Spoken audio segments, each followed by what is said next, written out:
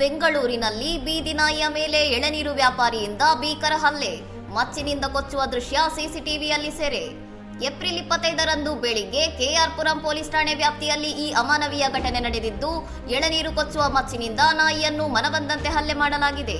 ಹಿರಿಯ ನಾಗರಿಕರೊಬ್ಬರು ಪೋಷಿಸುತ್ತಿದ್ದ ಈ ಬೀದಿ ನಾಯಿಯಿಂದ ತೊಂದರೆಯಾಗುತ್ತಿದೆ ಎಂಬ ಕಾರಣಕ್ಕೆ ಆಕ್ರೋಶಗೊಂಡ ವ್ಯಾಪಾರಿ ಈ ಕ್ರೂರ ಕೃತ್ಯವೆಸಗಿದ್ದಾನೆ. ಘಟನೆಯ ಭೀಕರ ದೃಶ್ಯಗಳು ಹತ್ತಿರದ ಸಿಸಿಟಿವಿ ಕ್ಯಾಮೆರಾದಲ್ಲಿ ದಾಖಲಾಗಿದ್ದು, ಸಾಮಾಜಿಕ ಜಾಲತಾಣಗಳಲ್ಲಿ ವೈರಲ್ ಆಗುವ ಮೂಲಕ ಸಾರ್ವಜನಿಕರ ಆಕ್ರೋಶಕ್ಕೆ ಕಾರಣವಾಗಿದೆ. ಪ್ರಾಣಿದಯ ಸಂಘದ ಸದಸ್ಯರಾದ ವಿಕಾಸ್ ಎಂಬುವರು ನೀಡಿದ ದೂರಿನ ಮೇರೆಗೆ ಕೆಆರ್ಪುರಂ ಪೊಲೀಸರು ಎಫ್ಐಆರ್ ದಾಖಲಿಸಿಕೊಂಡಿದ್ದಾರೆ. ಮೂಕ ಪ್ರಾಣಿಯ ಮೇಲೆ ನಡೆದ ಈ ಮಾರಣಾಂತಿಕ ದಾಳಿಯನ್ನು ಗಂಭೀರವಾಗಿ ಪರಿಗಣಿಸಿರುವ ಪೊಲೀಸರು ತಲೆಮರೆಸಿಕೊಂಡಿರುವ ಆರೋಪಿ ವ್ಯಾಪಾರಿಯ ಬಂಧನಕ್ಕೆ ಬಲಿ ಬೀಸಿದ್ದಾರೆ. ಇನ್ನಷ್ಟು ಸುದ್ದಿಗಳಿಗಾಗಿ ನೋಡ್ತಾ ಇರಿ ಸೌರಂ ಟಿವಿ.